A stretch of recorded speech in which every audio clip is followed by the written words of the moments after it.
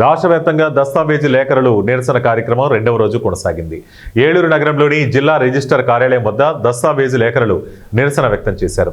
ఈ సందర్భంగా రాష్ట్ర దస్తావేజీ లేఖరుల సంక్షేమ సంఘం అధ్యక్షులు పెడుమాక వెంకట సుబ్బారావు మాట్లాడుతూ రాష్ట్ర వ్యాప్తంగా జరుగుతున్న నిరసనలో భాగంగా 80% రిజిస్టర్ కార్యాలయాల్లో పనులు నిలిచిపోయాయని అన్నారు. అన్ని జిల్లాల నుంచి వచ్చిన రిపోర్టుల ఆధారంగా రాష్ట్ర వ్యాప్తంగా నిరసన కార్యక్రమాలు చేపడుతున్నామని తెలిపారు.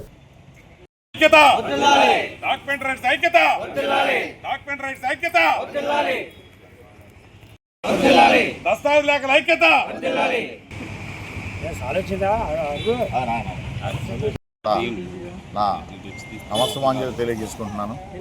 మరి నిన్నటి రోజున రాష్ట్ర వ్యాప్తంగా సుమారు 80% అబోవ్ ఆఫీసుల నుంచి ఫీడ్బ్యాక్ వచ్చింది.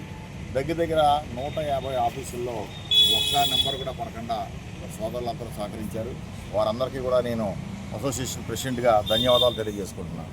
మరి కొన్ని ఆఫీసుల్లో ఇది లేని పరిస్థితుల్లో, ఎందుకంటే మరి వీలునామాలు రాయాల్సిన వాళ్ళు కానీ కొద్దిగా ఫారెన్ వెళ్ళాల్సిన వాళ్ళు జీపీఎల్ లాంటివి ఉంటాయి, అవి ఆపడానికి కుదరదు కారణంగా కొన్ని చోట్ల 1-2 నెంబర్లు పట్టడం జరిగింది.